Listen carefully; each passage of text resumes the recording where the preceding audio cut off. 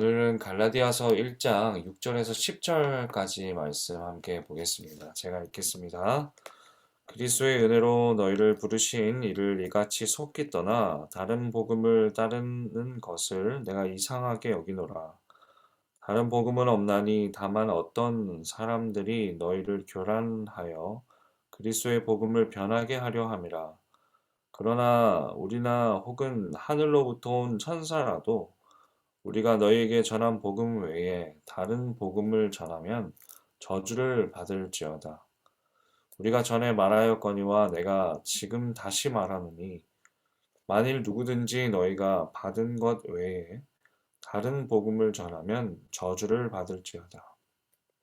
이제 내가 사람들에게 좋게 하랴 하나님께 좋게 하랴 사람들에게 기쁨을 구하랴 내가 지금까지 사람들의 기쁨을 구하였다면 그리스도의 종이 아니니라.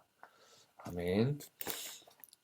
오늘 본문을 통해 다른 복음은 없나니 라는 제목으로 하나님 말씀 함께 나누겠습니다. 보통 바울의 서신서를 보면 인사를 마친 뒤에 어떤 그 교회 성도들의 믿음을 칭찬하거나 하나님께 감사하는 내용을 길게 기록하곤 합니다. 그런데 갈라디아서는 전혀 다릅니다. 인사가 끝나자마자 바울은 곧바로 내가 이상하게 여기노라 라고 말하면서 매우 다급하게 편지를 시작하고 있습니다. 그 이유는 갈라디아 성도들이 복음의 진리에서 너무나 속히 떠나고 있었기 때문입니다. 그들이 단순히 실수를 한 것이 아니라 이 복음의 근간을 뒤흔드는 무서운 유혹에 빠졌기 때문입니다. 오늘은 이 바울의 이 절박한 외침을 통해 우리가 붙들어야 할 참된 복음이 무엇인지, 그리고 그 복음을 가진 자의 삶이 어떠해야 하는지를 함께 나누겠습니다. 먼저 6절을 보시면 바울은 갈라디아 교인들이 그리스도의 은혜로 너희를 부르신 이를 이같이 속히 떠나 다른 복음을 따르는 것에 대해 말합니다.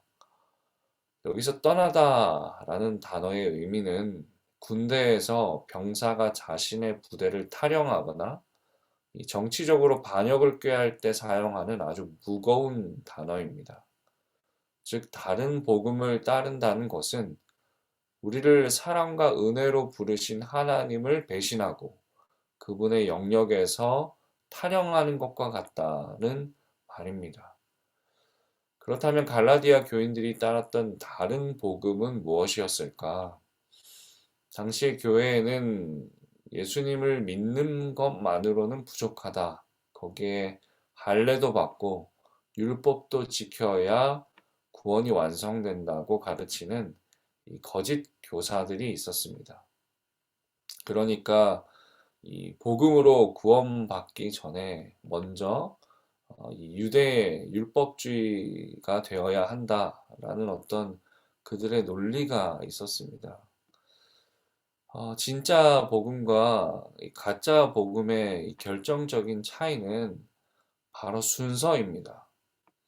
사도 바울이 전한 진짜 복음은 우리가 하나님의 은혜를 거저 받았기 때문에 이제는 선한 삶을 살 수 있게 되었다는 것입니다.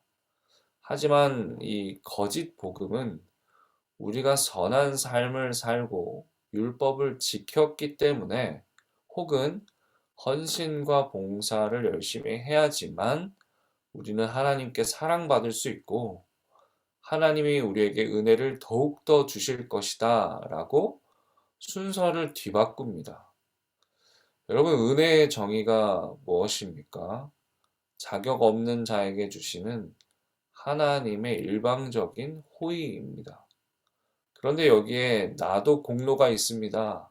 나도 이 정도 대가는 치르겠습니다. 라고 내 행위를 보태는 순간 그것은 더 이상 은혜가 아니게 되는 것이죠. 그것은 예수님만으로는 불충분합니다. 라고 말하는 것과 같습니다.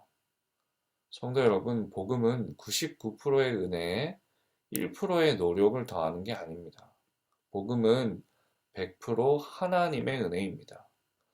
이 유일한 복음 외에 다른 복음은 절대로 존재하지 않습니다.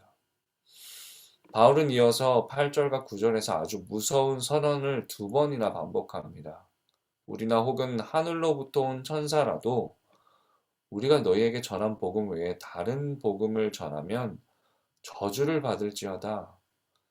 여기서 저주라는 단어의 뜻은 하나님께 완전히 버림받아 멸망당하는 상태를 의미합니다.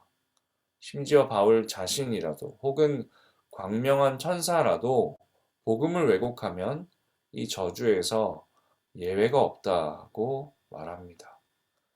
왜 이렇게까지 강하게 말하는 걸까? 복음은 구원과 직결되는 문제이기 때문입니다. 복음을 변질시키는 것은 영혼을 죽이는 살인 행위와 같습니다. 우리는 때론 예수님을 믿는다고 말하지만 내가 이만큼 하면 구원받을 수 있을까? 혹시 부족하진 않을까라는 이 불안에 휩싸일 때가 있습니다. 그러나 복음을 있는 그대로 받아들이지 않고 거기에 내 행위를 섞기 시작하면 우리는 불안의 늪에서 빠져나올 수 없게 됩니다.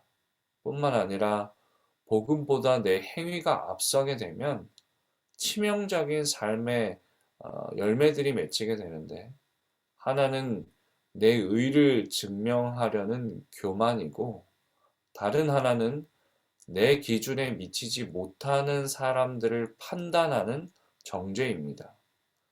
이렇듯 다른 복음은 나와 하나님과의 관계를 깨뜨리는 것뿐만 아니라 나와 이웃과의 관계를 깨뜨립니다.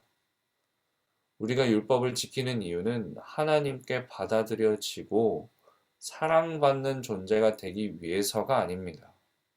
이미 그리스도 안에서 하나님께 받아들여지고 사랑받고 있는 존재가 되었기 때문에 감사함으로 순종하는 것입니다. 하나님께 사랑받으려고 애쓰는 것이 아니라 이미 조건 없이 사랑받고 있기 때문에 그 사랑에 반응하는 것입니다.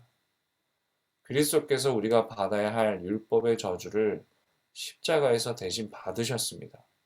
주님이 율법의 마침이 되셨습니다. 그러므로 우리는 이제 내가 율법을 완성하려는 헛된 시도를 멈추고 나를 대신해 저주를 받으신 그분 안에 머물러야 합니다. 그것이 우리의 유일한 살 길입니다. 마지막으로 우리 10절에서 바울은 자신의 사역 동기를 분명히 밝힙니다. 이제 내가 사람들에게 좋게 하랴 하나님께 좋게 하랴. 내가 지금까지 사람들의 기쁨을 구하였다면 그리스도의 종이 아니니라. 거짓 교사들은 아마 바울을 비난했을 겁니다. 바울은 이방인들의 비위를 맞추고 교인 수를 늘리려고 할례와 같은 어려운 율법을 빼버렸다. 하지만 바울은 단호하게 말합니다. 진정한 그리스도의 종은 사람의 박수 소리에 춤추는 자가 아니라 하나님의 인정을 구하는 자다라고 말합니다. 여러분, 우리가 사람의 인정을 구하며 신앙생활을 하면 결국 사람의 노예가 됩니다.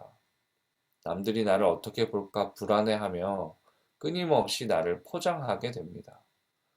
그러나 하나님의 은혜를 확신하는 사람은 사람들로부터 자유해집니다. 사람들에게 인정받기 위해 섬기는 것이 아니라 사람을 사랑하기 때문에 섬기게 됩니다.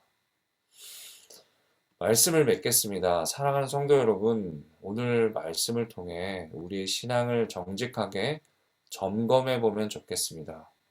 혹시 나도 모르는 사이에 나의 열심이나 나의 경험, 나의 의를 복음 곁에 슬그머니 올려두고 있지는 않습니까?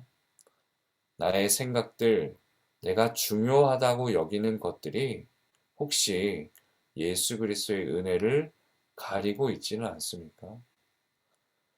우리 주 예수 그리스도께로 나아가십시오. 주님이 지신 십자가를 바라보십시오.